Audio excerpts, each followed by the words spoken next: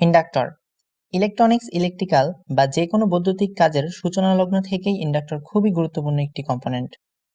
বর্তমান modern civilization উন্নয়নের পিছে ইন্ডাক্টর বা কয়েলের ভূমিকাই হয়তো সবচেয়ে বেশি, কারণ এর সাহায্যে আমরা বিদ্যুৎ তৈরি করতে পারি। ভিডিওটি শুরু করার আগে আপনাদের কাছে একটাই রিকোয়েস্ট, আপনারা প্লিজ ভিডিওটা পুরোপুরি দেখবেন। অল্প একটু দেখেই চলে যাবেন না, এটা একটা চ্যানেলের জন্য খুবই ক্ষতিকর, আর আপনাদের সাপোর্ট ছাড়া এই ধরনের ভিডিও তৈরি করা সম্ভব না।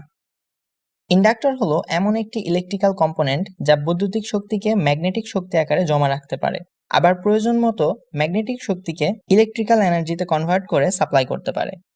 স্ক্রিনে এখন যে কম্পোনেন্টগুলো দেখছেন এরাই হলো ইন্ডাক্টর। ইন্ডাক্টরকে বিভিন্ন নামে ডাকা হয়, যেমন ইন্ডাক্টর, কয়েল, চোক, রিঅ্যাক্টর ইত্যাদি ইত্যাদি। ইন্ডাক্টরের দুইটা টার্মিনাল থাকে এবং এর কোনো পজিটিভ নেগেটিভ থাকে না, কারণ এটা তো শুধুমাত্র একটা তারের টুকরো। যে কোনো সাধারণ ইনসুলেটরওয়ালা তারকে পেঁচিয়ে কয়েল বা ইন্ডাক্টর তৈরি করা হয়। পেঁচানো তারটিকে বলা হয় ইন্ডাক্টর, আর তারটি যে পদার্থের উপর পেঁচানো থাকে তাকে বলা হয় কোর। মূলত কোরের উপর ভিত্তি করেই ইন্ডাক্টরের শ্রেণীবিন্যাস করা হয়, যেমন air core inductor, iron core inductor, ferrite core inductor, laminated core inductor, bobbin based inductor, toroidal inductor ইত্যাদি ইত্যাদি। এতক্ষণ যেগুলো বললাম এগুলো হচ্ছে ফিক্সড ইন্ডাক্টর, অর্থাৎ এগুলোর ভ্যালু চেঞ্জ করা যায় না। এগুলো ছাড়াও আরেক ধরনের ইন্ডাক্টর পাওয়া যায়, যেটা হচ্ছে ভ্যারিয়েবল ইন্ডাক্টর, যার মান চেঞ্জ করা যায়। যাই হোক, এগুলো নিয়ে একটু পরে আলোচনা করব। আগে দেখে নেওয়া যাক ইন্ডাক্টর কি কাজ করে এবং কিভাবে কাজ করে। ইন্ডাক্টরকে আমরা প্রথম একটা উদাহরণের মাধ্যমে বোঝার চেষ্টা করব। আমরা মনে করি ফ্যান এবং ওয়াটার চেম্বার সহ এই অংশটা হলো একটা ইন্ডাক্টর বা কয়েল।